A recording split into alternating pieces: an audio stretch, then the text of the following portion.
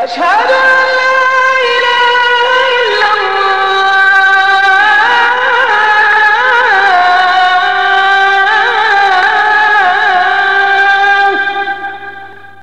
أشهد أن محمدا رسول الله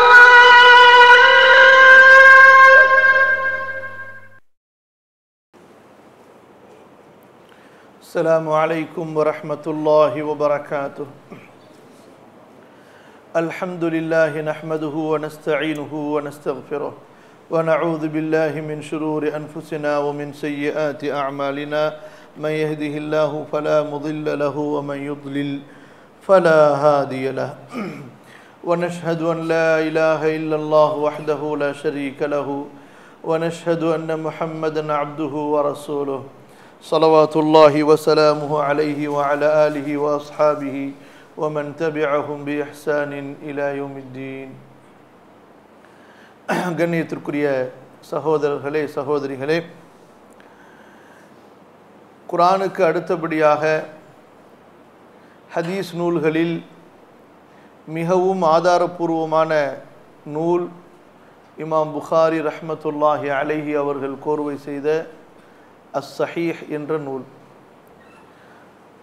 வானத்திற்கு கீழே குர்ஆனுக்கு பிறகு ஸஹீஹுல் புகாரிக்கு தவிர வேறு ஒரு ஆதாரபூர்வமான நூல் இல்லை என்பது அனைத்து முஸ்லிம் அறிஞர்களுடைய யோகோபித்த முடிவாகும். அந்த நூலில் இறுதி பகுதிகளைத்தான் நாம் படித்து வருகிறோம். இதற்கு முந்தைய பல கல்வி வகுப்புகளிலே கிதாபுல் ஃபிதன் என்ற ஒரு பாடத்தை படித்தோம். இப்போது நாம் படிக்கிற பாடம் அல்-இஅ்திஸாம் பில் கிதாபி வஸ் சுன்னதி, வேதத்தை குர்ஆனையும் சுன்னாவையும் பற்றி பிடித்தல், உறுதியாக அதை பின்பற்றுதல் என்ற பாடத்தை படித்து வருகிறோம். இதிலே நாம் இன்று படிக்க இருக்கிற ஹதீஸுகள் என்னவென்றால், அபூ ஹுரைரா ரலியல்லாஹு அன்ஹு அவர்கள் அறிவிக்கிறார்கள், ரசூலுல்லாஹி ஸல்லல்லாஹு அலைஹி வஸல்லம் அவர்கள் கூறியதாக, புஇஸ்து பிஜவாமிஇல் கலிமி, புஇஸ்து நான் அனுப்பப்பட்டிருக்கிறேன். அதாவது அல்லாஹுவின் தூதர் ஸல்லல்லாஹு அலைஹி வஸல்லம் அவர்கள் தங்களை பற்றி நமக்கு சொல்கிறார்கள். புஇஸ்து, பஅஸ அனுப்பினான், புஇஸ அனுப்பப்பட்டான், புஇஸ்து நான் அனுப்பப்பட்டுள்ளேன். பி ஜவாமிஇல் கலிமி, ஜாமிஅத்துன் என்ற பதத்தின் பன்மை ஜவாமி'. ஜாமிஅத்துன் என்றால் ஜமஅ, ஜமாஅத்துன், ஜம்அன். இப்போ ஜமாஅத்து தொழுகை என்று சொல்கிறோம் அல்லவா, அந்த வேர் சொல்லிலிருந்து வந்தது தான். அனைத்தையும் தனக்குள் ஒருங்கிணைத்து கொள்கிற, ஒன்று சேர்த்து கொள்கிற என்ற பொருளிலே இந்த பதம் பயன்படுத்தப்படுகிறது. ஜாமிஅத்துன், அனைத்தையும் தனக்குள் ஒருங்கிணைத்து கொள்ளக்கூடியது, ஒன்று சேர்த்து கொள்ளக்கூடியது. அல் கலீம், குர்ஆனிலும் இந்த வார்த்தை பயன்படுத்தப்பட்டுள்ளது. அல் கலீம் என்பது வாசகம் அல்லது வார்த்தை, வாக்கியம், இது போன்ற பொருள் இதற்கு உண்டு. அல்லாஹுடைய தூதர் ஸல்லல்லாஹு அலைஹி வஸல்லம் சொல்கிறார்கள், விரிவான பொருள் கொண்ட, நல்ல கவனிங்க, விரிவான விசாலமான பொருள் கொண்ட சுருக்கமான வார்த்தைகளை கொடுத்து நான் அனுப்பப்பட்டுள்ளேன். ஒருங்கிணைந்த, ஒருங்கிணைத்து கொள்ளக்கூடிய, அதாவது ஷார்ட், சுருக்கமானது வார்த்தை, ஆனால் கருத்தோ விரிவானது. நன்மையான அனைத்தையும் தனக்குள் உள்ளடக்கியது. ஒரு விஷயத்தை பற்றி ரசூல் ஸல்லல்லாஹு அலைஹி வஸல்லம் அவர்கள் கூறினார்கள் என்றால் அது குர்ஆனில் இருந்தோ ஹதீஸில் இருந்தோ அதைவிட முழுமையான வார்த்தையை அங்கு யாராலும் கூறியிருக்க முடியாது. குர்ஆனில் சொல்லப்பட்ட வார்த்தையாக இருந்தாலும் சரி, அல்லது நபி ஸல்லல்லாஹு அலைஹி வஸல்லம் அவர்கள் கூறுகிற வார்த்தையாக இருந்தாலும் சரி. உதாரணத்திற்கு, கிரிமினல் பனிஷ்மெண்ட்ஸ், கொலை குற்றங்களுக்குரிய தண்டனைகள், இதை அல்லாஹ் குறிப்பிட்டதற்கு பிறகு வலக்கும் ஃபில் கிஸாஸி ஹயாத்துன், பழிக்கு பழி வாங்குவதில் தான் உங்களுக்கு வாழ்வு இருக்கிறது, அதாவது உங்கள் வாழ்க்கை பாதுகாப்பு இருக்கிறது. எவ்வளவு சுருக்கமான வார்த்தை, எவ்வளவு சுருக்கமான வாக்கியம். இந்த சுருக்கமான வாக்கியத்திலே இஸ்லாம் கூறுகிற தண்டனைகள், கிரிமினல் குற்றங்களுக்கு, வன்முறை குற்றங்களுக்கு இஸ்லாம் கூறுகிற தண்டனை தான், குர்ஆன் கூறுகிற, அல்லாஹ் கூறுகிற தண்டனை தான் மிகச் சரியானது. இதை தவிர அனைத்தும் எந்த விதத்திலும் வாழ்க்கைக்கு உதவாதது என்பதை புரிய வைப்பதற்கு வலக்கும் ஃபில் கிஸாஸி ஹயாத்துன், தண்டனையை கூறிவிட்டு இப்படி நீங்கள் பழி வாங்கினால்தான் உங்களுக்கு வாழ்க்கை இருக்கிறது, வாழ்க்கையின் பாதுகாப்பு இருக்கிறது, வாழ்க்கையின் அனைத்து சுபிட்சங்களும் இதில் தான் இருக்கிறது. இப்படி விவரித்து கொண்டே போகலாம் இந்த வார்த்தைக்கு. இந்த சட்டம் சரியானது என்பதற்கு இந்த வார்த்தையை விட இந்த இடத்துல வேறு ஏதாவது ஒரு வாசகத்தை வைக்க முடியுமா? நான் கூறுகிற சட்டம் நீதமானது, நேர்மையானது, சரியானது என்று நீண்ட நீண்ட பக்கங்கள் இப்படியே கூறிக்கொண்டு போவதெல்லாம் ஒரு பக்கம் வைத்துவிட்டு, இன்னொரு பக்கம் இந்த பழிக்கு பழி தண்டனையில் தான் உங்களுக்கு வாழ்க்கையே இருக்கிறது, உங்கள் வாழ்வே இதில் தான் இருக்கிறது. இந்த ரெண்டு வாசகத்தையும், இந்த பக்கம் பக்கமாக எழுதப்பட்ட வாசகங்களை ஒரு தட்டிலும் இந்த ஒரு வாசகத்தை ஒரு தட்டிலும் வைத்து நிறுத்தி பாருங்கள். அல்லாஹ்வுடைய கூற்று எவ்வளவு சுருக்கமானது, ஆனால் எவ்வளவு ஆழமானது. அது போன்று ஹதீஸுகளிலே நீங்கள் பார்த்தால் அல்லாஹ்வுடைய தூதர் ஸல்லல்லாஹு அலைஹி வஸல்லம் அவர்களின் ஒரு கூற்று, மென்மை அது இருக்கும் செயலை அழகுபடுத்திவிடும். மென்மை ஒரு செயலிலிருந்து எடுக்கப்பட்டால் அந்த செயலை அது அசிங்கப்படுத்திவிடும். மென்மையா நடந்து கொள்ளுங்கள், மிருதுவாக நடந்து கொள்ளுங்கள் என்பதற்கு இதைவிட ஒரு அழகான வாக்கியம் இருக்குமா? மா கான ரிஃப்கு ஃபீ ஷைஇன் இல்லா ஸானஹு வ மா நுஸிஅ மின்ஹு இல்லா ஷானஹு. இப்படி பக்கம் பக்கமாக ஹதீஸுகளிலிருந்து நாம் நபி ஸல்லல்லாஹு அலைஹி வஸல்லம் அவர்களின் கூற்றுகளை எடுத்துக்கொண்டு கூறிக்கொண்டே இருக்கலாம். குர்ஆன் வசனங்களிலிருந்து குர்ஆனின் வாசகங்களை கூறிக்கொண்டே இருக்கலாம். இங்கே ரசூல் ஸல்லல்லாஹு அலைஹி வஸல்லம் இதைத்தான் சொல்கிறார்கள், புஇஸ்து பிஜவாமிஇல் கலிமி, கருத்துகள் விசாலமான, வார்த்தைகள் சுருக்கமான வேதத்தை கொண்டு, ஞானத்தை கொண்டு நான் அனுப்பப்பட்டிருக்கிறேன். இப்போ புரியுதா உங்களுக்கு? புஇஸ்து பிஜவாமிஇல் கலிமி. நீங்கள் குர்ஆனிலே தேடினால் அத்தனையும் அடைந்து கொள்ளலாம், ஹதீஸிலே தேடினால் அத்தனையும் அடைந்து கொள்ளலாம், எல்லாம் இருக்கிறது. இதில் இல்லாதது இல்லை, இதில் இல்லாதது இல்லை. ஆழ்ந்து சிந்தித்தால் இதற்குரிய விளக்கங்களை நீங்கள் அடைந்து கொண்டே போகலாம். கடலின் ஆழத்தை அடைய முடியாதது போன்று இதனுடைய ஆழம், இதனுடைய கருத்துக்களை நீங்கள் தேடிக்கொண்டு செல்ல செல்ல செல்ல செல்ல செல்ல இறையச்சத்தை அடிப்படையாக வைத்து, நேரான சிந்தனையை அடிப்படையாக வைத்து இதை நாம் ஆராய்ச்சி செய்து கொண்டே இருந்தால் இதிலிருந்து ஞானத்தை அல்லாஹ் நமக்கு ஊற்றுக்கண்ணை போல உதித்தோடச் செய்வான். நிபந்தனை இதுதான். தக்குவா இருக்க வேண்டும், தெளிவான சிந்தனை இருக்க வேண்டும்.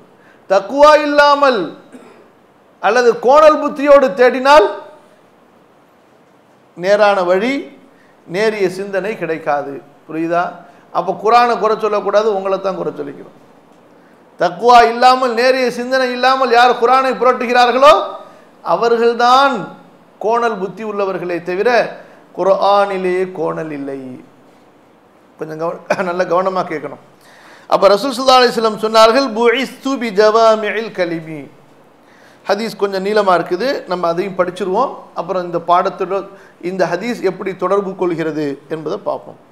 வனுசிர்து பிர்ருபி, அச்சுறுத்தலை கொண்டு நான் உதவி செய்யப்பட்டுள்ளேன். அச்சுறுத்தலை கொண்டு என்றால் என்னை பற்றி என் எதிரிகள் அச்சுறுத்தப்படுவார்கள். என் பெயரை கேட்டாலே அவர்களுக்கு பயம் வந்துவிடும். நாங்கள் புறப்பட்டு விட்டோம் என்று தெரிந்தாலே அவர்களுக்கு பயம் வந்துவிடும். புரியுதா? முஸ்லிம்களை பற்றி இத்தகைய பயத்தை அல்லாஹ் போட்டு விட்டான். அல்லாஹ் அதனால சொல்றான், ஃபலா தக்ஷவு நாஸ வக்ஷவ்னி, டே முஸ்லிமே நீ மக்களை பயப்படாதடா, என்ன பயப்படுறாங்கிறான். முஸ்லீம் சொல்றான் மக்களை பயந்துக்குங்க, அல்லாஹ் பயப்படாதீங்கிறான். இன்னைக்கு முஸ்லீம்களுடைய நிலைமை என்ன? அல்லாஹ் சொல்றான் முஸ்லீம்களுக்கு, நீ மக்களை பயப்பட வேணாம், யாரு எவ்வளவு பெரிய ஆயுதங்களை எவ்வளவு பெரிய படை தயாரிப்போட வந்தாலும் நீ என்ன பயந்துக்கிட்டு போய் நின்னா நான் உன்னை பார்த்துக்கிறேன் அப்படிங்கிறான். இவன் என்ன சொல்றான், ஓ அங்க இங்க அது இது இது மக்களை பற்றியே பயமுத்தி பயமுத்தி அல்லாஹ்வுடைய பயம் உங்களுக்கு, அல்லாஹ்வுடைய பயம் இல்லாம நீ என்னத்தை செஞ்சாலும் அல்லாஹ்வுடைய உதவி வராது. ஆனா நீ அல்லாஹ்வுடைய பயத்தோட சும்மா கையில கிடைக்கிற கம்பை எடுத்துட்டு போனா கூட அந்த கம்பு கத்தியா மாறிவிடும். பத்ரு போர்ல ரசூல் ஸல்லல்லாஹு அலைஹி வஸல்லம் சஹாபிக்கு கிளைய அவருடைய கத்தி போயிருச்சு, கிளைய ஒடிச்சு கையில கொடுத்தாங்க, கத்தியா மாறிடுச்சு. ரசூல் ஸல்லல்லாஹு அலைஹி வஸல்லம் வஃபாத்தாகி ரொம்ப காலம் வரைக்கும் அவர் அந்த வாளை வச்சிருந்தார். ஒன்றும் இல்லை, மைதானத்தில் போய் நின்றுட்டு மண்ணை விட்டு எரிஞ்சா கூட போதும், எல்லாருடைய கண்ணும் குருடா போயிடும். அன்னைக்கு செஞ்ச உதவியை இன்னைக்கும் அல்லாஹ் செய்வான். ஆனால் என்ன, அன்னைக்கு இருந்த ஷரத்து இன்னைக்கு இல்லை, பிரச்சனை தான். அன்னைக்கு இருந்த ஷரத்து இன்னைக்கு இல்லை.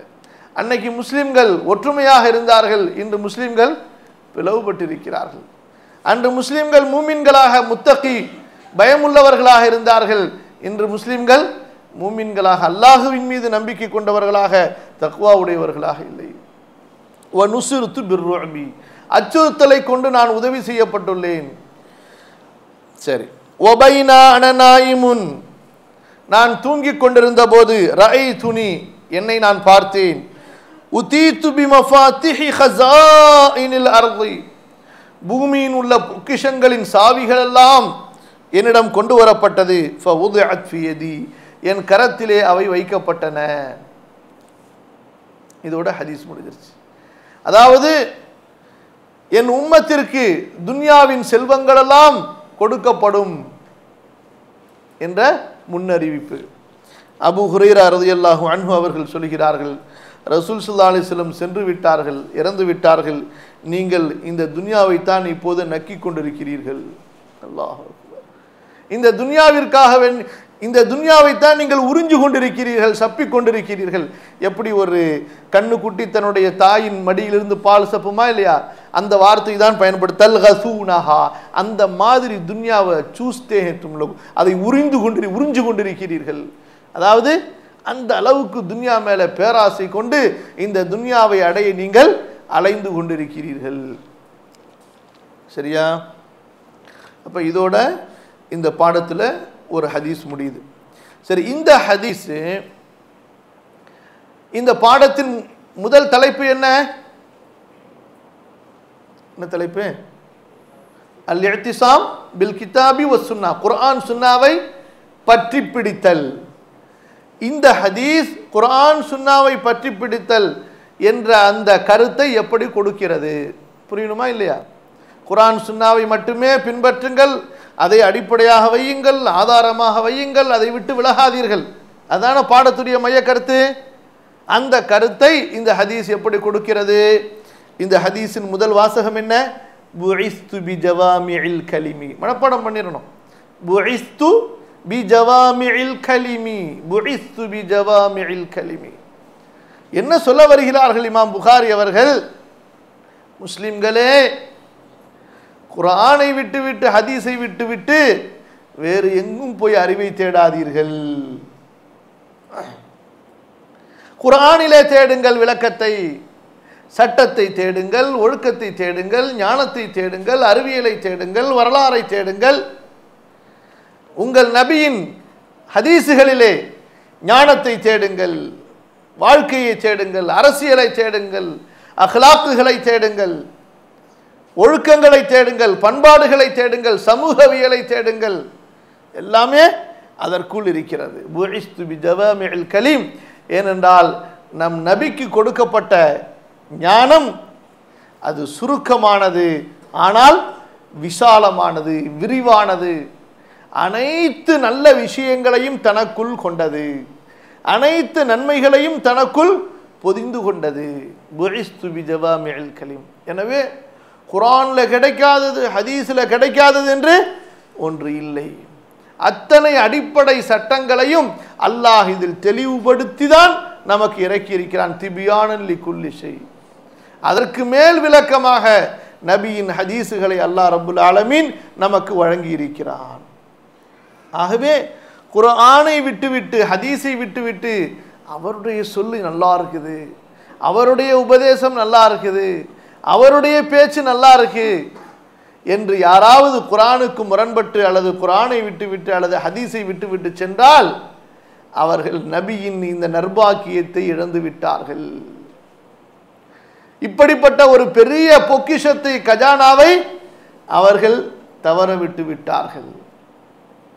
அதனால தான் கண்ணியத்திற்குரியவர்களே, யாரெல்லாம் குர்ஆன் ஹதீஸை அடிப்படையாக வைக்காமல் அவர் கூறினார், இவர் கூறினார் என்று விலகி சென்றார்களோ, பாருங்கள், அவர்களுடைய உரைகளிலும் சரி, அவர்களுடைய கல்வி வகுப்புகளிலும் சரி, இன்னும் அவர்களுடைய வாழ்க்கையிலும் சரி, குர்ஆனை கொண்டு எந்த பிரயோஜனமும் அடையாதவர்களாக மணிக்கணக்காக பேசிவிடுவார்கள்.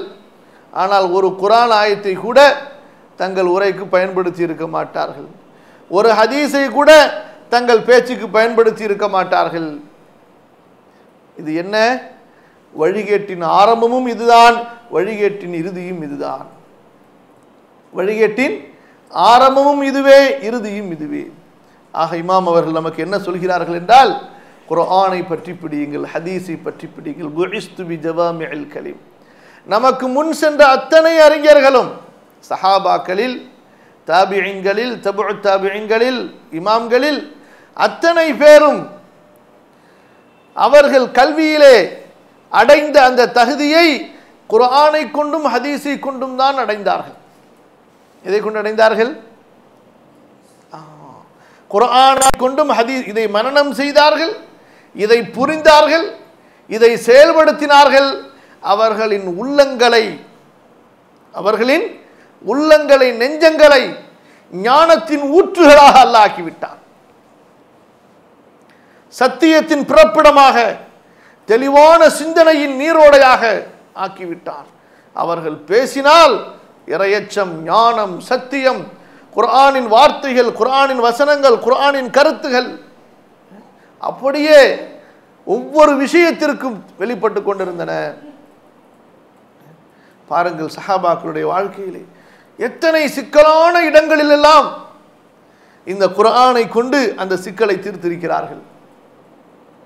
ஒரு கூட்டம் அலி ரலியல்லாஹு அன்ஹு அவர்களையும் அவர்களை சார்ந்தவர்களையும் குர்ஆனுடைய ஒரு வசனத்தை கொண்டு காஃபிர் என்று கூறிவிட்டு சென்று விட்டார்கள். யாரை? அலி ரலியல்லாஹு அன்ஹு அவர்களை. நீ காஃபிராகி விட்டாய், மஅதல்லாஹ். அல்லாஹ் சொல்கிறான், இனில் ஹுக்மு இல்லா லில்லாஹ்.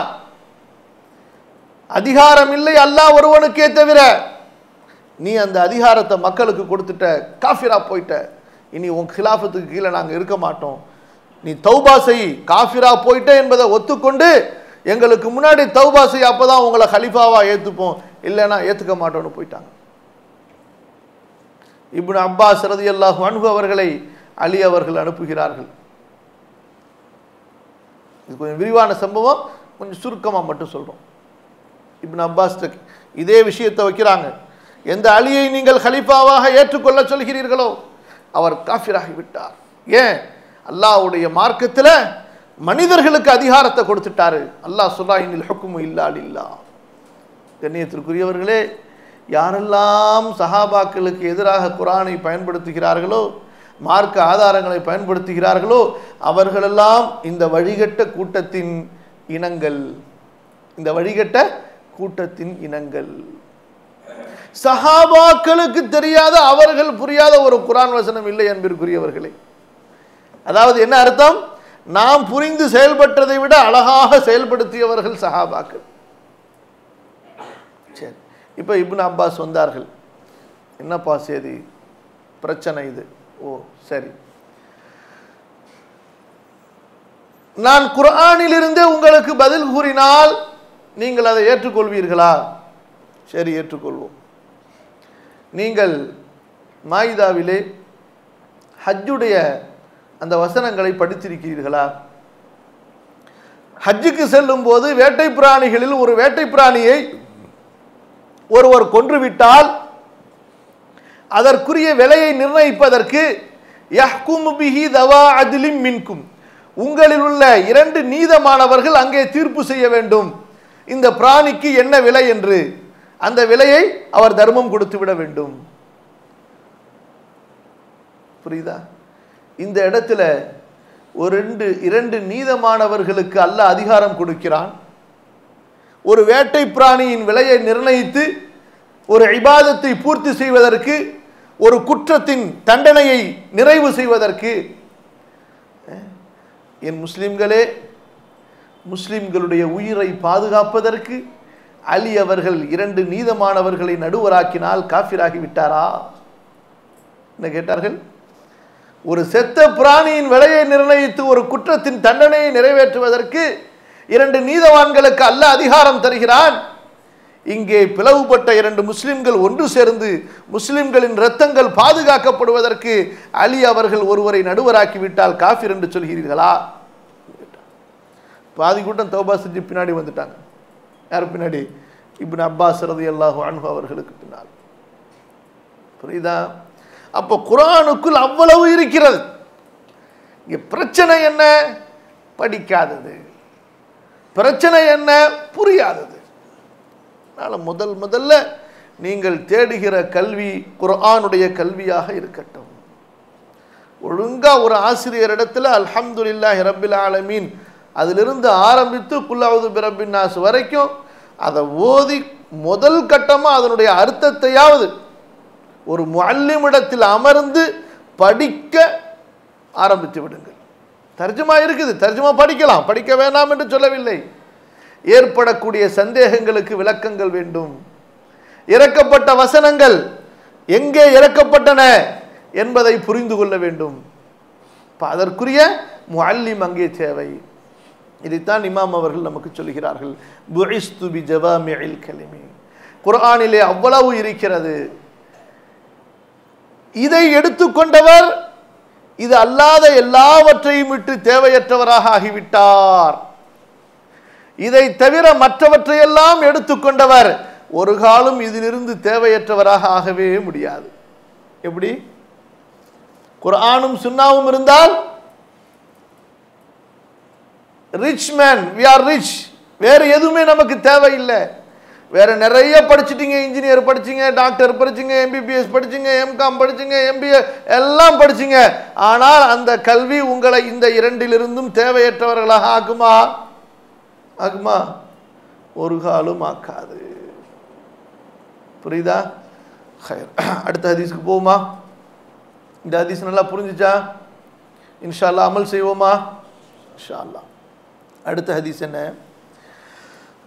இந்த ஹதீஸையும் அபூ ஹுரைரா ரலியல்லாஹு அன்ஹு அவர்கள் அறிவிக்கின்றார்கள்.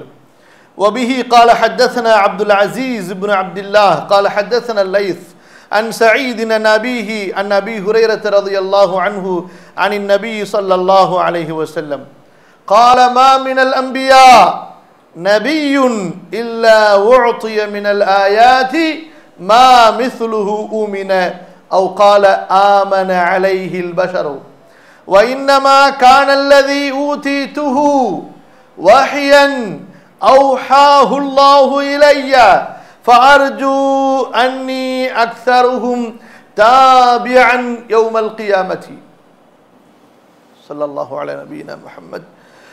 ரசூலுல்லாஹி ஸல்லல்லாஹு அலைஹி வஸல்லம் சொல்கிறார்கள், இதற்கு முன்னால் அனுப்பப்பட்ட எல்லா இறை தூதர்களுக்கும் அல்லாஹு தஆலா ஓர் அத்தாட்சியை, ஓர் ஆதாரத்தை கொடுத்திருக்கிறான். அதாவது முஅ்ஜிஸா. என்ன சொல்லப்படும்? நபிமார்களுக்கு கொடுக்கப்படுகிற அத்தாட்சிக்கு பெயர் முஅ்ஜிஸா. அந்த முஅ்ஜிஸாவை வைத்துத்தான் அந்த தூதர் உண்மையானவர், இறைவன் புறத்திலிருந்து அனுப்பப்பட்டவர், அல்லாஹுவின் மீது பொய்யுரைப்பவர் அல்ல, அவர் கூறுகிற அனைத்தும் அல்லாஹுவின் புறத்திலிருந்து சொல்லப்படுபவை என்பதை மக்கள் நம்பிக்கை கொள்வார்கள். புரியுதா இல்லையா? புரிஞ்சா இல்லையா? ஏன் முஅ்ஜிஸா இல்லாமல், ஆதாரம் இல்லாமல் சொல்வதாக இருந்தால் யார் வேண்டுமானாலும் அல்லாஹ்வின் மீது பொய் கூறி தன்னை தூதர் என்று கூறிவிடலாம். அப்படி கூறியவர்களெல்லாம் இழிவுபட்டார்களே. எதனால் இழிவுபட்டார்கள்? அவர்களிடத்தில் முஅ்ஜிஸா இல்லாததால். முஅ்ஜிஸா இல்லாததால் அவர்கள் இழிவுபட்டார்கள். அவர்களுடைய பேச்சிலே முரண்பாடு வந்துவிடும். அவர்கள் சொல்வார்கள், ஆனால் அது நடக்காது. செய்ய முடியும் என்று சொல்வார்கள், ஆனால் பலவீனப்பட்டு விடுவார்கள். இப்படி வரலாற்றிலே பலர் கேவலப்பட்டிருக்கிறார்கள். தன்னை நபி என்று கூறியதற்கு பிறகு அல்லாஹ் அவர்களை கேவலப்படுத்தி விடுவார். ஒரு நபி அப்படி அல்ல. அவர் நபி என்பதற்கு அல்லாஹ் அவருக்கு கொடுக்கிற முஅ்ஜிஸா. அந்தந்த நபியின் காலத்திலே என்னென்ன ஒரு கலை முன்னோடியாக இருந்ததோ அந்த கலையை கொண்டே அல்லாஹ் ரப்புல் ஆலமீன் ஒரு முஅ்ஜிஸாவை அந்த நபிக்கு கொடுப்பான். மூசா அலைஹிஸ்ஸலாத்து வஸ்ஸலாம் அவர்களுடைய காலத்திலே சூனியம் தலை தூக்கி இருந்தது. அல்லாஹ் ரப்புல் ஆலமீன் அந்த சூனியங்களை எல்லாம் மிகைக்கின்ற ஒரு பேர் அற்புதத்தை தன் நபி மூசா அலைஹிஸ்ஸலாத்து வஸ்ஸலாம் அவர்களுக்கு கொடுத்தார். கைத்தடியை போட்ட உடனேயே அது பெரும் பாம்பாக மாறி அனைத்து பாம்புகளையும் முழுங்கி விட்டது. முடிஞ்சு போச்சு, கதையே க்ளோஸ். இனி அதுக்கு மேலே வேற சாப்டரே கிடையாது. என்னத்தை சூனியத்தை கொண்டு வருவ நீனு?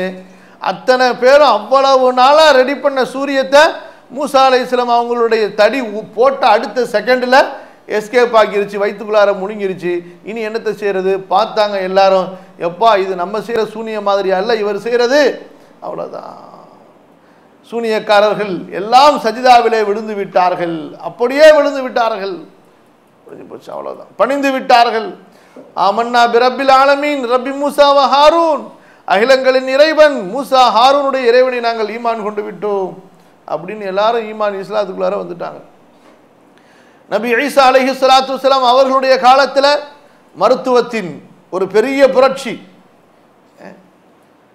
அல்லாஹ் ரப்புல் ஆலமீன், நீங்கள் என்னடா மருத்துவம் பண்ண முடியும்? என் நபிக்கு நான் கொடுக்குறேன் பாருங்க, பிஸ்மில்லாவை வச்சே மருத்துவம். உங்கள் மருத்துவம் எதை கைவிட்டு விட்டதோ அதை என் பிஸ்மில்லா குணப்படுத்தும். சுப்ஹானல்லாஹி ரப்பில் ஆலமீன். எப்படி? என் நபி பிஸ்மில்லாவை உச்சரிக்கும் போது நீங்கள் எந்த நோய்களை எல்லாம் கைவிட்டு விட்டீர்களோ இனிமேல் செய்ய முடியாது என்று அதை என் நபி குணப்படுத்துவார். என் உத்தரவை கொண்டு குணப்படுத்துவார். பிறவி குருடனுக்கு யாருக்காவது கண்ணு கொடுத்துருக்கிறீங்களா நீங்கள்? என் நபி கொடுப்பார் பாருங்க, தடவுங்க பிஸ்மில்லா சொல்லி. இது துப்ரி உல் அக்மஹ வல் அப்ரஸ பி இத்னி வயிது துஹ்ருஜுல் மௌதா பி இத்னி. எப்படிப்பட்ட அற்புதம்! பிறவி குருடன் பிஸ்மில்லா சொல்லி கண்ணை தடவுவாங்க. அப்புறம் பார்த்தா கண்ணு பார்த்துருவார். குஷ்டரோகிகள், வெண்குஷ்டம், உடலில் ஏற்பட்ட குஷ்டம், பிஸ்மில்லா சொல்லி தடவுனா அவருக்கு எல்லாமே அப்படியே சுகமாகி போயிடும். வீட்டில் சாப்பிட்டுட்டு ஈசா அலைஹிஸ்ஸலாம் அவங்களிடத்தில் வர்றதுக்குள்ளார நீ என்ன சாப்பிட்ட என்ன வச்சுருக்கேன்னு சொல்லிடுவாங்க. டெக்னாலஜி. நீ கேமரா வச்சு சேட்டலைட்டில் பார்க்குறதுக்கு முன்னாடியே அல்லாஹ் ரப்புல் ஆலமீன் பிஸ்மில்லா சொன்னோன்னா ஈசா அலைஹிஸ்ஸலாம் அவங்களுக்கு காட்டி கொடுத்துறான். கேமராக்கெலாம் தேவை கிடையாது. என்ன இந்த சயின்ஸு டெக்னாலஜிலாம் இல்லாமலேயே இப்போ ஒரு இடத்துல நடக்கிறது இங்கே பார்க்கணும்னா என்ன தேவை? சயின்ஸு தேவையா இல்லையா? முடியுமா பார்க்க சயின்ஸ் இல்லாமல்? இப்போ டிவி என்ன சயின்ஸு, இன்டர்நெட் என்ன சயின்ஸு, மைக் என்ன சயின்ஸு, செக்யூரிட்டி கேமரா என்ன சயின்ஸு, அதெல்லாம் வச்சு செட்டப்லாம் பண்ணதுக்கு பிறகு தான் இப்போ நம்ம லைவ் டெலிகாஸ்ட் பண்ணுற மாதிரி பார்க்க முடியும். பார்க்க முடியுமா? இல்லைன்னா பார்க்க முடியாது. ஈசா அலைஹிஸ்ஸலாம் அவங்களுக்கு அந்த பிரச்சனையவே அல்லாஹ் வைக்கல. நீங்கள் எல்லாம் பக்கம் பக்கமாக படிச்சுட்டு வந்து அதுக்கு ஏதாவது ஏற்பாடு பண்ணுவீங்க. ஈசா அலைஹிஸ்ஸலாம் பிஸ்மில்லா சொன்ன உடனே நீ வீட்டில் பிரியாணி தானே சாப்பிட்ட, ஆட்டுக்கறி மாட்டுக்கறி தானே சாப்பிட்டேன்னு க்ளீனாக சொல்லுவாங்க. என்ன மிச்சம் பண்ணி வச்சுட்டு வந்திருக்குங்கன்னு சொல்லிடுவாங்க. وَأُنَبِّئُكُمْ بِمَا تَأْكُلُونَ فِي بُيُوتِكُمْ وَمَا تَدَّخِرُونَ நீங்கள் வீட்டில் சாப்பிடுவதையும் வீட்டில் சேகரித்து வைத்திருப்பதையும் நான் உங்களுக்கு சொல்லிவிடுவேன். இதெல்லாம் எப்படி? அல்லாஹ்வுடைய கட்டளையை கொண்டு. களிமண்ணில் பறவையை செய்வாங்க, பிஸ்மில்லான்னு சொல்லி அது வாயில ஊதுவாங்க, பறந்து போயிட்டே இருக்காது. சுப்ஹானல்லாஹி ரப்பில் ஆலமீன். இப்படிப்பட்ட அற்புதங்களை அவர்களுக்கு அல்லாஹ் கொடுத்தான். சரி, ரசூலுல்லாஹி ஸல்லல்லாஹு அலைஹி வஸல்லம் அவர்களுக்கு அல்லாஹ் எத்தகைய அற்புதத்தை கொடுத்தான்? இதான் நம்ம படிக்கிறதுக்கு இந்த பாடத்தினுடைய தொடர்புடைய சம்பவம். இப்போ எல்லா நபிமார்களுக்கும் அல்லாஹ் ஒரு முஜிசாவை கொடுத்தான். அந்த முஜிசாவை கொண்டு மக்கள் அந்த நபியை நம்பிக்கை கொண்டார்கள், ஈமான் கொண்டார்கள். நான் கொடுக்கப்பட்டதோ வ இன்னமா கானல்லதி ஊதீதுஹு, நான் கொடுக்கப்பட்டதோ வஹ், இறை செய்தி. அந்த செய்தியை அல்லாஹ் எனக்கு வஹி, அந்த இறை தூது மூலமாக எனக்கு அறிவித்தான். கொஞ்சம் நல்ல கவனமா கேளுங்க. எல்லா நபிமார்களுக்கும் அல்லாஹ் மோஜிசாவை கொடுத்திருக்கிறான். அந்த மோஜிசாவை கொண்டுதான் மக்கள் எல்லாம் நம்பிக்கை கொண்டார்கள். எனக்கு கொடுக்கப்பட்டதோ அது இறை செய்தி.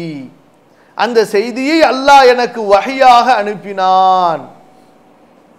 எனவே நான் ஆதரவு வைக்கிறேன். நபி ஸல்லல்லாஹு அலைஹி வஸல்லம் சொல்றாங்க, நான் ஆதரவு வைக்கிறேன் அந்த நபிமார்களை பின்பற்றியவர்களை விட என்னை பின்பற்றுபவர்கள் அதிகமாக இருப்பார்கள் என்று. ஏன்? அவர்களுக்கு கொடுக்கப்பட்ட முஜிசாக்கள் எல்லாம் அவர்கள் காலத்தில் வாழ்ந்தவர்களால் தான் பார்க்க முடியும். அவர்களுடைய காலத்துக்கு பிறகு வாழ்ந்தவர்களால் அதை பார்க்க முடியாது. ஈசா அலைஹிஸ்ஸலாம் அவர்கள் பிறவி குருடரை குணப்படுத்தினார்கள் என்பதை நாம் படித்து தெரிந்துக்கிறோமே தவிர நேரடியாக பார்க்க முடியுமா? வேறு யாரும் பார்க்க முடியுமா? மூசா அலைஹிஸ்ஸலாம் அவங்களுடைய கைத்தடி பாம்பாக மாறியது என்பதை அவர்களுடைய காலத்தில் வாழ்ந்தவர்கள் தான் பார்த்தார்கள். அவர்களுக்கு பின்னால் வந்தவர்களால் அதை தெரிந்து கொள்ள முடியுமே தவிர பார்க்க முடியுமா? பார்க்க முடியாது. ஆனால் ரசூலுல்லாஹி ஸல்லல்லாஹு அலைஹி வஸல்லம் அவர்களுக்கு அல்லாஹ் ஏனைய பல அற்புதங்களை கொடுத்து கொண்டே இருந்தாலும் வாழும் அற்புதமாக, எப்படி எப்படி வாழும் அற்புதமாக, நிரந்தரமான அற்புதம், கியாமத் வரைக்கும் இந்த அற்புதத்தை கியாமத் வரை பார்க்கக்கூடிய மக்கள் எல்லாம் பார்ப்பார்கள். இந்த அற்புதம் எப்படிப்பட்டது? அவர்களுக்கு கொடுக்கப்பட்ட அற்புதங்கள் எல்லாம் அல் அம்ருல் மஷ்ஹூத், பார்க்கப்படுகிற அல்லது கேட்கப்படுகிற ஒரு அற்புதம். ஆனால் ரசூல் ஸல்லல்லாஹு அலைஹி வஸல்லம் அவர்களுக்கு அல்லாஹ் கொடுத்த அற்புதமோ சிந்திக்கப்படக்கூடிய, ஆராய்ச்சி செய்யப்படக்கூடிய, கல்வியின் ஊற்றாக விளங்கக்கூடிய ஒரு அற்புதத்தை அல்லாஹ் கொடுத்தான். எனவேதான் இதை அறிந்து கொள்பவர், இதை படிப்பவர், இதை சிந்திப்பவர் நிச்சயமாக அவர் நபியை பின்பற்றியாக வேண்டும். சமீபத்தில் டாக்டர் அப்துல்லா பெரியார் தாசன் இஸ்லாமுக்கு வந்தார். அவருடைய ஸ்டேட்மெண்ட் என்ன? குர்ஆனை விமர்சனம் செய்வதற்காக நான் பிறந்தேன் என்று சொன்னார். எதற்காக? மற்ற மதங்களை எப்படி விமர்சனம் செய்து கொண்டிருந்தேனோ அது போன்று குர்ஆனையும் விமர்சனம் செய்ய வேண்டும் என்பதற்காக குர்ஆனை திறந்தேன். ஆனால் கடைசியில் நான் குர்ஆனுக்கு கட்டுப்பட்டு விட்டேன். குர்ஆன் என்னை மாற்றிவிட்டது. அதற்கு கட்டுப்பட்டவனாக, ரப்புக்கு கட்டுப்பட்டவனாக, ரப்பை பயந்தவனாக குர்ஆன் என்னை மாற்றிவிட்டது. என்னால் அதில் எந்த முரண்பாடையும் காண முடியவில்லை. அதனுடைய எந்த சட்டங்களும் சரி, அறிவியல் விளக்கங்களும் சரி, 40 வருஷம் நான் சேர்த்த அறிவை கொண்டு ஆராய்ச்சி செஞ்சு பார்த்ததுல என்னால் இதில் எந்த தப்பையுமே கண்டுபிடிக்க முடியல. இந்த மாதிரி ஒரு அப்துல்லா இல்லை, ஒரு அப்துல்லா இல்லை, எத்தனை அப்துல்லாக்கள் நபி ஸல்லல்லாஹு அலைஹி வஸல்லம் அவர்களுடைய காலத்திலிருந்து உலகம் முழுக்க வந்திருக்கிறார்கள். சுப்ஹானல்லாஹி ரப்பில். ஒரு வசனத்தை கேட்டார் ஒருத்தர், இன்னா அஅதைனாக்கல் கௌஸர் ஃபஸல்லி லிரப்பிக வன்ஹர் இன்ன ஷானியக ஹுவல் அப்தர். இவ்வளவுதான் கிடைச்சிச்சு ஒருத்தருக்கு வசனம். பின்னாடி எழுதினார், மாஹாதா கௌலல் பஷர், இது மனுஷனுடைய பேச்சு கிடையாதுப்பா, இது அல்லாஹ்வின் புறத்திலிருந்து, இறைவன் புறத்திலிருந்து வந்த வேதமப்பா அப்படின்ட்டார். சுப்ஹானல்லாஹி ரப்பில் ஆலமீன். இந்த மாதிரி நிறைய விஷயங்களை சொல்லலாம். எதற்கு சொல்கிறார்கள்? ரசூல் ஸல்லல்லாஹு அலைஹி வஸல்லம் அவர்கள், எனக்கு கொடுக்கப்பட்டது வஹி, அல்லாஹ்வின் வாக்கு, அல்லாஹ்வின் பேச்சு எனக்கு அற்புதமாக கொடுக்கப்பட்டுள்ளது. புரியுதா? இந்த பேச்சை கொண்டு நான் என்ன ஆதரவு வைக்கிறேன்? அந்த நபிமார்களை பின்பற்றியவர்கள் அதிகமாக இருப்பதை விட என்னை பின்பற்றுபவர்கள் அதிகமாக இருப்பார்கள். அப்ப இந்த ஹதீஸினுடைய இந்த கடைசி பகுதியை வைத்து நீங்க நம்ம தலைப்போட ஒட்டி பாருங்க. எனக்கு அல்லாஹ் கொடுத்தது வஹி, குர்ஆன். இதைத்தானே ரசூல் ஸல்லல்லாஹு அலைஹி வஸல்லம் சொல்கிறார்கள். இந்த குர்ஆனை கொண்டு நான் நபியாக அனுப்பப்பட்டதால் என்னை பின்பற்றுபவர்கள் அதிகமாக இருப்பார்கள், என்னை கொண்டு நம்பிக்கை கொள்பவர்கள் இஸ்லாமிற்குள் நுழைபவர்கள் அதிகமாக இருப்பார்கள் என்று ரசூல் ஸல்லல்லாஹு அலைஹி வஸல்லம் கூறினார்கள் என்றால் அதிலிருந்து நாம் தெரிய வருவது என்ன? குர்ஆன் தான் ஹிதாயத்துடைய வாசல். என்ன தெரிய வருகிறோம்? குர்ஆன் தான் ஹிதாயத்துடைய நேர்வழியினுடைய வாசல். குர்ஆனை கொண்டுதான் ஒரு மூமின் ஹிதாயத்தை தேட வேண்டும். குர்ஆனை படிப்பது கொண்டு, குர்ஆனை பரப்புவது கொண்டு, குர்ஆனை செயல்படுத்துவது கொண்டுதான் ஒரு முஸ்லிம் நேர்வழியை தேட வேண்டும். இதை பற்றி பிடிக்காமல், இதை செயல்படுத்தாமல் அவர் நபியை பின்பற்றியவராக ஆக மாட்டார் என்பதை முதலாவதாக புரிய வேண்டும்.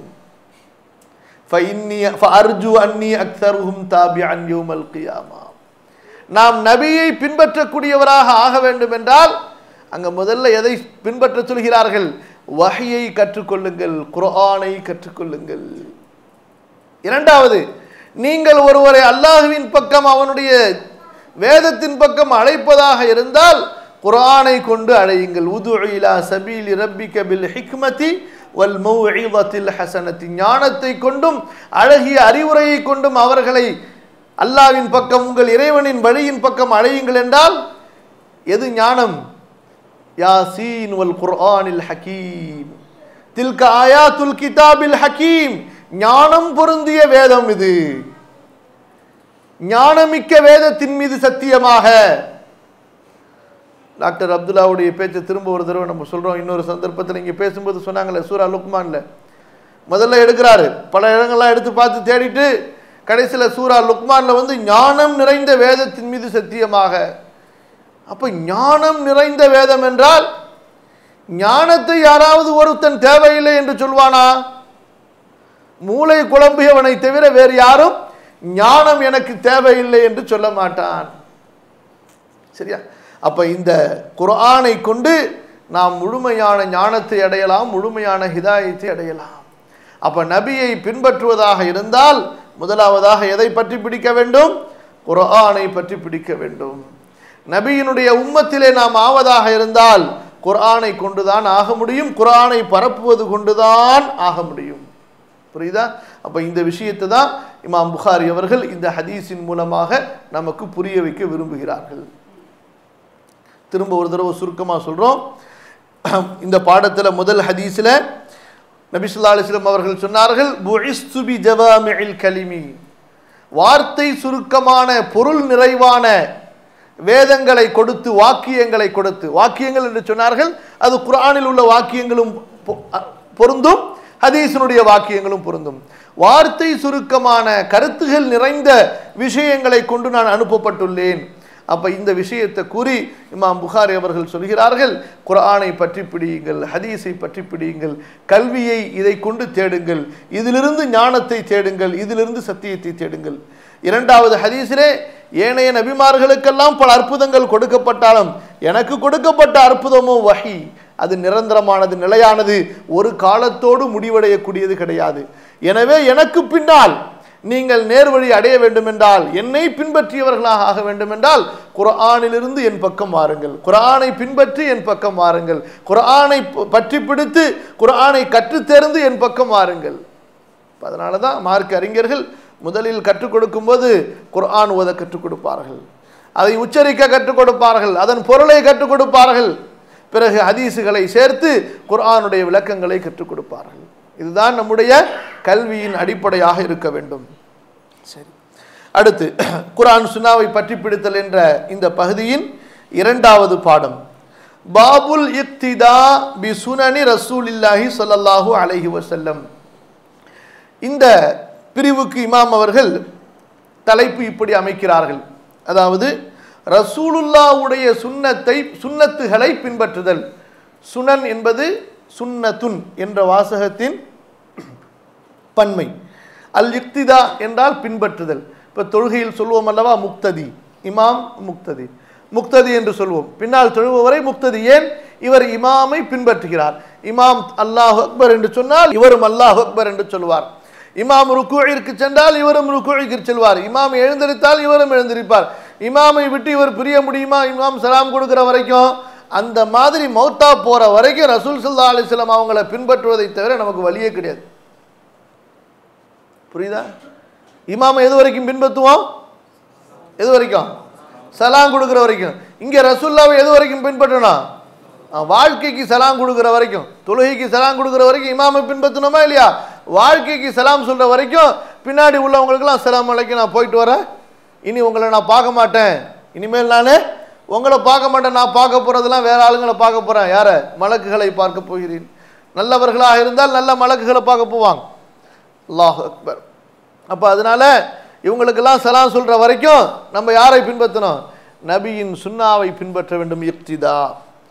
சரி, இது பாடத்தின் தலைப்பு.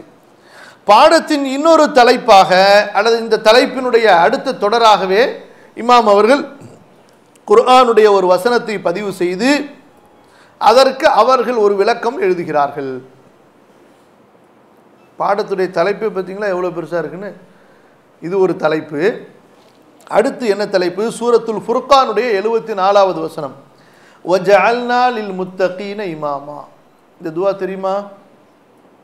ரப்பனா ஹப்லனா மின் அஸ்வாஜினா வதுர்ரியாத்தினா குர்ரத அயுனின் வஜஅல்னா லில் முத்தகீன இமாமா. யா அல்லாஹ், எங்கள் மனைவிகள் மூலமாக, எங்கள் சந்ததிகள் மூலமாக கண் குளிர்ச்சியை எங்களுக்கு வழங்கு. ரப்பனா ஹப்லனா மின் அஸ்வாஜினா வதுர்ரியாத்தினா குர்ரத அயுனின் வஜஅல்னா லில் முத்தகீன இமாமா. அந்த ஆயத்தின் அந்த துஆவின் கடைசி பகுதியை இமாம் அவர்கள் இங்கே தலைப்பில் அமைத்திருக்கிறார்கள். என்ன? வஜஅல்னா, எங்களை ஆக்கு. நல்லா கவனிச்சுங்க. வஜஅல்னா, எங்களை நீ ஆக்கு. அல்லாஹ்வை பார்த்து நம்ம சொல்றோம். ஜஅல ஆக்கினான், இஜஅல் நீ ஆக்கு, நா எங்களை, எங்களை நீ ஆக்கு. லில் முத்தகீன், தெரிஞ்ச வார்த்தை தான் உங்களுக்கெல்லாம். இறையச்சம் உள்ளவர்களுக்கு, அல்லாஹ்வை பயந்து கொண்டவர்களுக்கு, அல்லாஹ்வை பயந்து கொண்டவர்களுக்கு எங்களை ஆக்கு. இமாமன், தலைவர்களாக, வழிகாட்டிகளாக. இப்போ வாங்க, குர்ஆன் ஹதீஸ புரியறதுக்கு சஹாபாக்கள் தாபிஈன்களுடைய விளக்கம் தேவை என்பதற்கு வாங்க. ஏன் குர்ஆன் ஹதீஸே போதும்ல? குர்ஆன் ஹதீஸே வழிகாட்டி, அதை தவிர எங்களுக்கு வேற எதுவும் தேவையில்லை. நம்மளும் அதான் சொல்றோம், அவர்களும் அதை சொல்கிறார்கள். ஆனா நம்ம சொல்றது, ரெண்டு பேரும் சொல்றதுக்கு இடையில வானத்திற்கும் பூமிக்கு இடையில அர்த்தம் இருக்குது. வானத்திற்கும் பூமிக்கு இடையில உள்ள இடைவெளி இருக்கிறது. நல்லா கவனமா கேட்டுங்க. குர்ஆன் ஹதீஸை தான் பற்றி பிடிக்க வேண்டும். இமாம் புகாரி அவ்வளவு நேரமா தான் சொல்றாங்க. அதுக்கு தான் தனியா பாடமே போட்டாங்க. எல்லாரும் பின்னாடி எங்கெங்கயோ போறீங்களப்பா, அங்கெல்லாம் போயிடாதீங்க, குர்ஆன் பின்னாடி வந்துருங்க, ஹதீஸ் பின்னாடி வந்துருங்கன்னு சொல்லிட்டு. ஆனா பிரச்சனை என்ன? குர்ஆன் பின்னால் வாருங்கள், ஹதீஸ் பின்னால் வாருங்கள் என்று அழைப்பவர்கள் எல்லாம் உண்மையில் குர்ஆனை தான் சொல்கிறார்களா, ஹதீஸை தான் சொல்கிறார்களா? அதான் பிரச்சனை. புரிஞ்சா இல்லையா? என்ன பிரச்சனை? குர்ஆன் சுன்னாவை பின்பற்றுங்கள், குர்ஆன் சுன்னாவை அணுகுங்கள். நபி உங்களுக்கு போதித்தது போன்று, நபி சஹாபாக்களுக்கு போதித்தது போன்று, சஹாபாக்கள் தங்கள் மாணவர்களுக்கு போதித்தது போன்று, அவர்கள் தங்கள் மாணவர்களுக்கு போதித்தது போன்று அணுகுங்கள். உங்கள் மன இச்சைக்கு ஏற்ப அணுகி விடாதீர்கள். இதுதான் டிஃபரண்ட். என்ன வித்தியாசம்? என்ன? நாம் மனிதர்களின் கூற்றுகளை ஏற்கவில்லை. எந்த ஒரு தனி நபரின் வழிகாட்டுதலையும் குர்ஆன் சுன்னாவை புறக்கணித்து விட்டு ஏற்றுக்கொள்ளவில்லை. குர்ஆன் சுன்னாவிற்கு விளக்கமாக மூத்த அறிஞர்களின் அந்த ஜமாஅ, அந்த ஒருமித்த கூட்டம் என்ன சொன்னார்களோ அதை விளக்கமாக வைத்து அணுகுவோம்.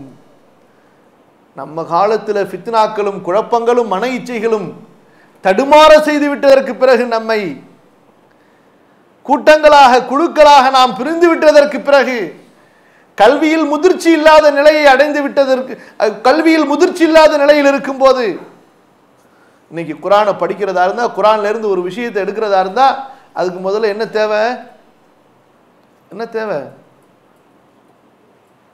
குரான்ல இருந்து ஒரு சட்டத்தை புரியணும், முதல்ல என்ன தேவை? அரபி தெரியணும். நம்ம அரபி படிக்கிறதுக்கு எத்தனை வருஷம் ஆகும் சொல்லுங்க? குறைஞ்சது ஒரு மதரசால போய் முழு நேரமா ரொம்ப கண்ணும் கருத்துமா கரெக்டா படிச்சா கூட வெறும் அரபி படிக்கிறதுக்கே 3 வருஷம் ஆயிடும். இப்படி கண்டினியூவா டே அண்ட் நைட் நீங்க கரெக்டா படிச்சா, மனப்பாடம் பண்ணி நல்ல திறமையா படிச்சா குறைஞ்சது 3 வருஷம் வேணும் ஒழுங்கா படிக்கிறதுக்கு. அதுக்கு பிறகு குரான்ல சொல்லப்பட்ட வார்த்தைகள் என்ன அர்த்தத்தில் பயன்படுத்தப்பட்டுள்ளன என்பதை புரிவதற்கு அப்புறம் அடுத்த ஹதீஸை படிக்கணும். புரியுதா இல்லையா?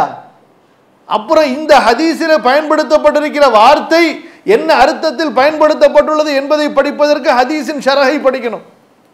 அதோட சேர்த்து குரானை படிக்கும்போது தான் புரியும். குரானை படிக்கும்போது தான் சட்டம் எடுக்க முடியும். புரியும் என்றால் என்ன அர்த்தம்? சட்டம் எடுக்க முடியும், விளக்க முடியும்.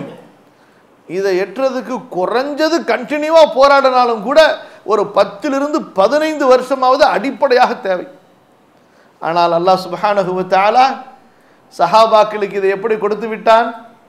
அரபி அவர்களின் பிறப்பிடம்.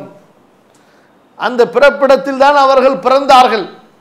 தாய்மொழி அவர்களுக்கு எப்படி சங்க காலத்தில் வாழ்ந்தவர்களை சங்கத்தமிழ் பேசினார்கள் என்று சொல்வதை போன்று அரபியின் சுத்தத்தை, தெளிவை, இலக்கண இலக்கியங்களை அவர்கள் தாயின் மடியிலிருந்து பால் குடித்தது போன்று கற்றவர்கள். சரியா? இரண்டாவது, குர்ஆனின் ஆசிரியர் யார்? குர்ஆனின் ஆசிரியர் யார்? ரசூலுல்லாஹி ஸல்லல்லாஹு அலைஹி வஸல்லம். குர்ஆன் இறக்கியவன் அல்லாஹ். குர்ஆன் அல்லாஹ்வுடைய வாக்கு. அதை கற்றுக் கொடுத்த ஆசிரியர் யார்? ரசூல் ஸல்லல்லாஹு அலைஹி வஸல்லம். அப்ப அல்லாஹ்வுடைய வாக்கு அல்லாஹ் எந்த நபி மேல இறக்குனானோ அந்த நபியிடமிருந்து நேரடியா படிச்சவங்க. அப்ப அவங்களுக்கு தெரியாதது எங்களுக்கு தெரிஞ்சிரும்னு சொன்னா இது ரொம்ப ஓவரா தெரியல? அவர்களுக்கு புரியாதது எங்களுக்கு புரிந்துவிடும் என்று சொன்னால் இது கொஞ்சம் ஓவரா தெரியல? யோசிச்சு பாருங்க. அதனாலதான் நம்ம என்ன சொல்றோம்? சந்தேகம் கிடையாது குர்ஆன் சுன்னாவை பின்பற்ற வேண்டும் என்பதிலே, கண்டிப்பா. ஆனா உங்கள் மன இச்சைக்கு ஏற்ப விளக்கம் கொடுத்து விடாதீர்கள். சஹாபாக்களிடத்திலிருந்து அதை படியுங்கள். அவர்களுக்கு முரண்பட்டு விடாதீர்கள். ஆய்வு செய்யுங்க, நல்ல கருத்துக்களை ஆய்வு செய்து அள்ளிக்கொண்டே இருங்கள். ஆனா அவங்களுக்கு ஒண்ணுமே தெரியாது, எங்களுக்கு தான் தெரியும்னு போயிடாதீங்க. புரியுதா?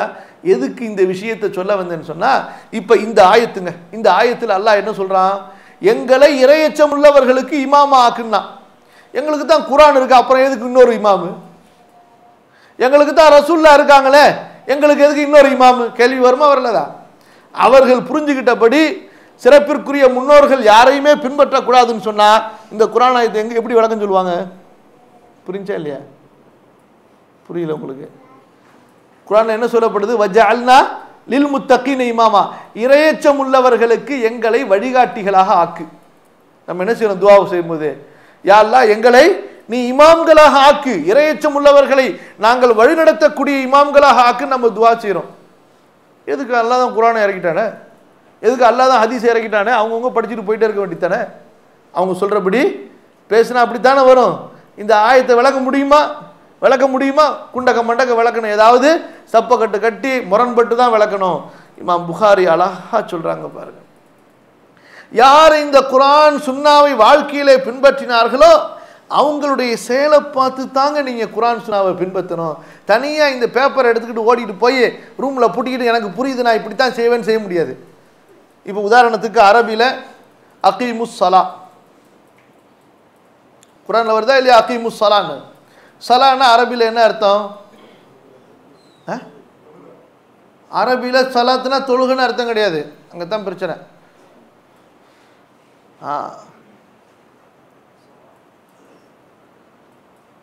ஸலான்னா அரபில என்ன அர்த்தம்? இதனுடைய முதல் அர்த்தம் என்ன தெரியுமா? அரபி லாங்குவேஜுடைய அர்த்தம் என்ன தெரியுமா? இந்த வளைஞ்சிருக்கிற பெரம்பை தண்ணியில் ஊற போட்டு, வளைந்திருக்கிற பெரம்புகளை கம்பை தண்ணியில் ஊற போட்டுட்டு அப்புறம் நிமிப்பாம்பாங்க, நேராக்குவாங்க பாருங்க நெருப்பில் காட்டி. புரியுதா இல்லையா? அதுக்கு பேர் தான் ஸலாத்துங்கிறது. அதுக்கு பேர் என்ன? ஸலாத்துன். பெண்ட் எடுக்கிறது, கரெக்டாக சொல்லப்போனா பெண்ட் எடுக்கிறது, நிமித்தல், நேர்படுத்துதல். சரியா? அதுக்கு பிறகு இந்த அர்த்தத்தை அரபுகள் எதற்கு பயன்படுத்தினாங்கன்னு சொன்னா, அல்லாஹ்விடத்துல பிரார்த்தனை செய்வதற்கு பயன்படுத்தினார்கள். துவா கேட்கிறோமா இல்லையா? ஏன்னா இந்த துவாவை கொண்டு நம்ம வாழ்க்கையை பெண்ட் எடுக்கிறோம், நம்ம வாழ்க்கையில் ஏற்பட்ட சிக்கல்களை எல்லாம் நம்ம சரி செஞ்சுக்கிறோம். புரியுதா இல்லையா? நம்முடைய பிரச்சனைகளை எல்லாம் தீர்த்து கொள்கிறோம். அதே போல நம்முடைய குணங்கள் எல்லாம் துவாவை கொண்டு சரியா போகுது. பெருமை வராது. துவா கேட்கிறவங்க பெருமை கொள்ள மாட்டாங்க. அல்லாஹ்வுக்கு முன்னாடி பணிஞ்ச கையை தூக்கி பிச்சைக்காரன் சொன்னதுக்கு பின்னாடி அப்புறம் என்னது பெருமை? கையை தூக்குனாலே முடிஞ்சு போச்சு. யா அல்லாஹ் நீ கொடுப்பவன், நான் வாங்குபவன். யா அல்லாஹ் நீ செல்வந்தன், நான் ஏழை. யா அல்லாஹ் நீ தேவையற்றவன், நான் தேவை உள்ளவன். நீ கொடுத்தாதான், நீ இந்த பாத்திரத்தில் பிச்சை போட்டாதான் என்னால் வைத்த கழுவ முடியும், இல்லைன்னா நான் மிஸ்கீனு அப்படின்னு அல்லாஹ்வுக்கு முன்னாடி எல்லாத்தையும் சரி பண்ணுறது. அப்போ பிரார்த்தனைக்கு இந்த ரெண்டாவது அர்த்தத்தை வச்சாங்க. இப்போ மார்க்கம் என்ன சொல்லுது? தொழுகை நிலைநிறுத்து என்றால், தொழுகை நிலைநிறுத்து, நான் பிரார்த்தனை கேட்டுட்டா முடிச்சுப்பேன், இதான் தொழுகைன்னு சொன்னால் என்ன செய்யணும்? கழுத்தை வெட்டணும். எதை வெட்டணும்? குர்ஆனை ஹதீஸிலிருந்து பிரித்தால் ஒரு கூட்டம் சொல்லுதா இல்லையா? இந்த புண்ணியவான்கள் இருந்து பிரிந்து போன ஒரு கூட்டம் என்ன சொல்லுது? குர்ஆனே போதும், ஹதீஸ் தேவையில்லை, குர்ஆனே நிறைவா இருக்குது. அப்ப என்ன, அதனால என்ன செஞ்சாங்க? இவங்கள்ட்ட தொழுகையெல்லாம் இப்ப நம்ம தொழுகிற மாதிரி தொழுகையெல்லாம் கிடையாது, வேண்டியதில்லை. முடிஞ்சா இப்படியே ஒன்று ஒன்றாக இந்த குரங்கு ஆப்பத்தை பங்கு வச்ச கதைன்னு சொல்லுவாங்க. அந்த மாதிரி வெட்டி வெட்டி வெட்டி வெட்டி கடைசியில இஸ்லாத்தை விட்டு முற்றிலுமாக வெளியேறி விட்டார்கள். அப்ப அகீமு ஸலா என்பதற்கு ஹதீஸை நீங்கள் எடுக்காம அர்த்தம் செய்ய முடியுமா? வஆத்து ஸகா, ஜகாத்து கொடுங்கள். ஜகாத்னா என்ன அர்த்தம்? வளர்ச்சின்னு அர்த்தம். வளர்ச்சியை கொடுங்கள். என்னப்பா வளர்ச்சியை கொடுங்கள்? ஜகா எஸ்குனா வளர்ந்து வருது, பூ வளருதா இல்லையா? அதான் வளர்ச்சி. வஆத்து ஸகா, ஜகாத்தை கொடுங்கள், வளர்ச்சியை கொடுங்கள். என்ன வளர்ச்சியை கொடுக்கிறது? அல்லாஹ் சொல்றான், உன் செல்வத்தில் வளர்ந்து வருது பத்தியா, அதிகமாக இருக்கு பத்தியா, அதை எடுத்து கொடு. அது கொடுக்கிறதுனால இன்னும் வளர்ந்து கொண்டே இருக்கும். அப்ப தர்மத்திற்கு அல்லாஹ் ரப்புல் ஆலமீன் வச்ச பேர் ஜகாத். இது எங்க விளங்குவீங்க? அரபி லோகத்திலிருந்து விளங்க முடியாது, ஹதீஸிலிருந்து தான் விளங்க முடியும், முஸ்லிம்களிடமிருந்து தான் விளங்க முடியும். வேதம் இறக்கப்பட்ட காலத்தில் உள்ள மக்கள் இதை எப்படி பின்பற்றினார்களோ அவர்களிலிருந்து தான் எடுக்க முடியும். புரியுதா இல்லையா உங்களுக்கு? அதுக்கு தான் நம்ம என்ன சொல்றோம்? எப்பா ஹதீஸுகளை, ஆதாரங்களை பின்பற்றுங்கள், அதை கற்றுக்கொண்டவர்களிடமிருந்து. சஹாபாக்கள், தாபி, அவர்கள் தான் நமக்கு சோர்ஸ். இப்ப இந்த ஆயத்துக்கு இமாம் புகாரி என்ன அழகா விளக்கம் சொன்னாங்க பாருங்க. அல்லாஹ் அக்பர். வஜஅல்னா லில் முத்தகீன இமாமா قال أئمة نقتدي بمن قبلنا ويقتدي بنا من بعدنا. அல்லாஹ் அக்பர். என்ன சொல்கிறார்கள்? யா அல்லாஹ் எங்களை இமாம்களாக ஆக்கு, எங்களை இமாம்களாக ஆக்கு, நாங்கள் எங்களுக்கு முன்னுள்ளவர்களை பின்பற்றுவோம், எங்களுக்கு பின்வருபவர்கள் எங்களை பின்பற்றுவார்கள். நாங்க சஹாபாக்கள் தாபீன்களுடைய வழியில போவோம், எங்களுக்கு பின்னால் வருபவர்கள் எங்களை பின்பற்றுவார்கள். அயிம்மத்தன் நக்ததி பிமன் கப்லனா, ஒரு தலைவனை பின்பற்றினால்தான் இவன் அடுத்து தலைவனாக ஆக முடியும், உருப்படியான தலைவனாக ஆக முடியும். சரியா? ஒரு நபியை பின்பற்றினால்தான் அடுத்து அவர் பின்பற்றுவதற்கு தகுதியானவராக ஆக முடியும். ஏன் ரசூல் ஸல்லல்லாஹு அலைஹி வஸல்லம் அவர்கள் அபூபக்கரை, உமரை பார்த்து எனக்கு பின்னால் இந்த இருவரை பின்பற்றுங்கள் என்று சொன்னார்கள்? சொன்னார்களா இல்லையா? நேர்வழி பெற்ற என் பிரதிநிதிகளை, ஹலீஃபாக்களை பின்பற்றுங்கள் என்று ஏன் ரசூல் ஸல்லல்லாஹு அலைஹி வஸல்லம் சொன்னார்கள்? அவர்கள் நபியை முழுமையாக பின்பற்றினார்கள். அப்ப அயிம்மத்தன் நக்ததி பிமன் கப்லனா, யா அல்லாஹ் எங்களை தலைவர்களாக ஆக்கி. எப்படிப்பட்ட தலைவர்கள் என்றால், நாங்க முன்னாடி உள்ளவர்களை பின்பற்ற, எங்கள் ஜெனரேஷன் எங்களை பின்பற்ற. அப்ப அந்த செயின், மார்க்கம் என்பது செயின். ரசூல் ஸல்லல்லாஹு அலைஹி வஸல்லம், சஹாபாக்கள், தாபிஈன்கள், தபு தாபிஈன்கள், அப்படியே அந்த குர்ஆன் ஹதீஸின் அடிப்படையில் வரக்கூடிய நன்மக்கள். இதுதான் மார்க்கம். இவங்க வழிகாட்டினாதான். ஒரு சின்ன புள்ள, வளர்ந்து வரக்கூடிய ஒரு பாலகன், அவன் எப்படிங்க தொழுவான்? குர்ஆனை பார்த்து தொழுவானா? தன் தந்தையை பார்த்து தொழுவானா? தன் ஆசிரியரை பார்த்து தொழுவானா? பள்ளியில் படிக்கின்ற ஒரு மாணவன், அவன் குணமோ அவன் ஒழுக்கமோ சீர்பெற வேண்டும் என்றால் யாரை பார்ப்பான்? யாரை பார்ப்பான்? தன் ஆசிரியரை பார்ப்பான், தன் வழிகாட்டியை பார்ப்பான். அவரை பார்த்துதான் அவன் படிக்க வேண்டியதை படிப்பான். புரியுதா இல்லையா? இதுதான் இந்த வசனம் சொல்லுது. அப்போ இமாம் புகாரி அவர்கள் இந்த பாடத்தின் ஆரம்பத்திலேயே முதல்ல சொன்னாங்க ரசூலுல்லாஹ்வுடைய சுன்னத்தை பின்பற்றுங்கன்னு சொன்னாங்க. இரண்டாவது சொன்னாங்க குர்ஆனுடைய வசனத்தை சொல்றாங்க. அல்லாஹ் சொல்லக்கூடிய துஆவை நீங்க சிந்திச்சு பார்க்கலையா? என்ன கருத்து? அல்லாஹ் சொல்லக்கூடிய துஆவை நீங்கள் சிந்தித்து பார்க்கவில்லை. நம்ம எல்லாம் அல்லாஹ் இமாம்களாக ஆக்க வேண்டும் என்று அல்லாஹ்விடத்துல பிரார்த்திக்க சொல்றானே, யா அல்லாஹ் எங்களெல்லாம் இமாம் ஆக்குன்னு சொல்லிட்டு நீங்க எப்ப இமாம் ஆவீங்க? உங்களுக்கு முன்னால் உள்ள நபியை சஹாபாக்களை பின்பற்றினால், அந்த குர்ஆன் சுன்னாவை பின்பற்றி நடந்தால் நீங்க இமாம்களாக ஆவீர்கள். உங்களுக்கு பின்னால் உள்ளவர்கள் உங்களை பின்பற்றுவார்கள். அதை விட்டுட்டு அவர் இவர் அந்த கருத்து என் கருத்து உன் கருத்து சொந்த கருத்து சுய கருத்தெல்லாம் கொண்டு வந்தா முடிஞ்சிச்சு. இந்த நற்செய்திக்கு ஆளாக மாட்டீர்கள். அல்லாஹ் பாதுகாப்பானாக. இமாம் இப்னு அவுன் கூறுகிறார்கள், 3 விஷயங்களை நான் விரும்புகிறேன், எனக்கும் விரும்புகிறேன், என் சகோதரர்கள் எல்லோருக்கும் விரும்புகிறேன். அல்லாஹ் அக்பர். என்ன விரும்புகிறேன்? ஹாதிஹி சுன்னா அய்யதஅல்லமுஹா வயஸ்அலு அன்ஹா. நபியின் இந்த சுன்னத்தை இவர்கள் கற்றுக்கொள்ள வேண்டும், இதை இவர்கள் விசாரித்து கேட்டு கேட்டு இதை அவர்கள் படித்துக் கொள்ள வேண்டும். இமாம் இப்னு அவுன் சொல்லுகின்றார்கள், 3 விஷயத்தை நான் எனக்கும் விரும்புகிறேன். எவ்வளவு பெரிய இமாம்! எனக்கும் விரும்புகிறேன், என் சகோதரர்களுக்கும் விரும்புகிறேன். முதல் விஷயம் என்ன? சுன்னாவை கற்றுக்கொள்ள வேண்டும், அதை கேட்டறிய வேண்டும். கேட்டறிய வேண்டும். வயஸ்அலு அன்ஹா. தர்ஜமாவை படிச்சுட்டு புரிஞ்சதெல்லாம் சரின்னு நம்பிடக்கூடாது. ஒரு துணை அது. அது என்ன துணை? அது பிறகு அதை கற்றவரிடமிருந்து கற்க வேண்டும். கற்றவர் என்றால் யார்? இன்னொருவரிடம் படித்தவர் தான். இப்போ நீங்கள் ஒரு இன்ஜினியரிங் ஸ்டூடெண்ட்னு சொன்னால் இன்னொரு இன்ஜினியர்கிட்ட படித்தாதானே நீங்கள் இன்ஜினியரிங் ஸ்டூடெண்ட் ஆவீங்க. மெடிக்கல் காலேஜில் படித்தா இன்ஜினியர் ஆகிடுவீங்களா? ஆவீங்களா? ஒரு இன்ஜினியர்கிட்ட படித்தாதான் நீங்கள் இன்ஜினியர் ஆவீங்க. ஒரு டாக்டர்கிட்ட படித்தா நீங்கள் டாக்டர் ஆகலாம். ஒரு ஆர்கிடெக்ட படித்தா நீங்கள் ஒரு ஆர்கிடெக்ட் ஆகலாம். ஒரு அட்வொகேட்டிடம் படித்தால் நீங்கள் ஒரு அட்வொகேட்டாக ஆகலாம். ஆனால் இங்கே பிரச்சனை என்னன்னு சொன்னால், மார்க்கத்தை மட்டும் யார்ட்டையும் படிக்க மாட்டோம், நாங்கள் பெரிய முஃப்தி ஆயிடணும், பெரிய முஹத்திஸ் ஆயிடணும். நாங்களும் சும்மாவா? நீங்கள் மட்டுமா துண்டை போட்டால் போதுமா? எங்களுக்கு துண்டு போட முடியாது. நாங்களும் பேசுவோம் மணிக்கணக்கா, விளக்கம் போது. கடைசியில் என்ன ஆகிடுது? பாதை கோணி கோணி போய் கோணி கோணி போய் முடிஞ்சு போச்சு. உண்மையிலே சகோதரர்களே, இந்த குர்ஆன் ஹதீஸை பேச ஆரம்பித்த அல்லது இதன் பக்கம் மக்களை அழைக்க வேண்டும் என்று ஆரம்பித்த நம் சகோதரர்கள் எப்போ இவர்களிடத்தில் சருகுதல் ஏற்பட்டு சொன்ன விஷயமெல்லாம் சரிதான். இந்த விஷயம் குர்ஆன் சுன்னாதான், குராஃபாத்தை விட்டுருங்க, அனாச்சாரத்தை விட்டுருங்க, பிதாத்தை விட்டுருங்க, அதை விடுங்க, இதை விடுங்க, தக்லீதை விடுங்க, தரீக்காவை விடுங்க, குர்ஆன் சுன்னாவின் பக்கம் வாங்கன்னு சொன்னதெல்லாம் கரெக்டு. ஆனால் எங்கே திரும்ப பாதை டேன் ஆகுனுச்சுன்னு சொன்னால், இந்த குர்ஆன் சுன்னாவை அவர்கள் தங்கள் மன இச்சைக்கு ஏற்ப புரிய ஆரம்பித்து விளக்கம் சொன்னபோது, அதுக்கு விளக்கம் இருக்கா இல்லையா? அதற்கு அறிஞர்கள் இருக்கிறாங்களா இல்லையா? அங்கேருந்து படிக்காமல் அதனுடைய விளக்கங்களை படிக்காமல் இவங்களுக்கு புரிஞ்சிச்சுன்னா ஓகே, அந்த ஹதீஸை பற்றி ரொம்ப வாய் விசாலமாக பேசுவாங்க. புரியலையா? இதெல்லாம் ரொம்ப முரண்பாடாக இருக்குது, தூக்கி போட்டுரு, முடிஞ்சு போச்சு கதை. ரொம்ப சிம்பிளாக முடிச்சாச்சு. லா ஹவ்ல வலா குவத்த இல்லா பில்லா. ஹதீஸுகளை தரம் பிரிப்பதிலே மன இச்சை, ஹதீஸுகளை புரிவதிலே மன இச்சை. இவர்கள் பிறரை திருப்திப்படுத்துவதற்கு என்னமோ அல்லாஹ் இவர்களை ஏஜென்ட் ஆக்கின மாதிரி. அப்போத்தானே இங்கே காஃபிருங்கெல்லாம் ஏற்றுப்பாங்க இந்த மார்க்கத்தை. அப்படி நிர்பந்தத்தை அல்லாஹ் நம்ம மேலே விதிச்சானா?